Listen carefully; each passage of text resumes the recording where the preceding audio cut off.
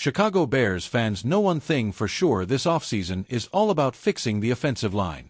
The pressure is on GM Ryan Poles to get it right, especially after some questionable moves in the past. But could the hiring of Ben Johnson and O-line coach Dan Roushar be the key to finally building a dominant front? Let's break it down. But first, if you like to stay up to date on all things Chicago Bears, make sure to hit that like button, subscribe, and turn on notifications.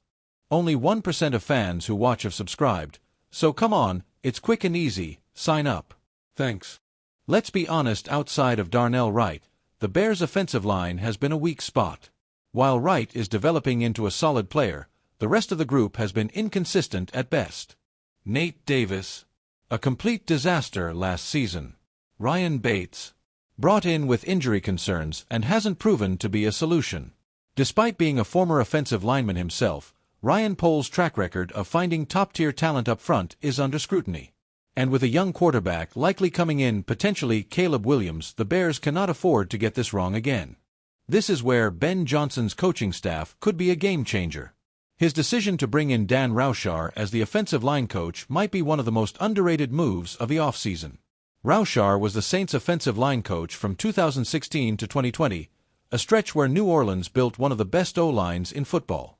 Under his watch, they drafted. If Roushar played a role in scouting and developing these players, that's a huge win for Chicago. The Bears now have a coach with a proven eye for O-line talent, something this team desperately needs. The good news: the Bears have the resources to make big changes.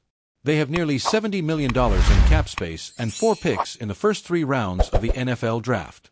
If Poles, Johnson, and Roushar work together, they should be able to secure at least 3 legitimate starters this offseason.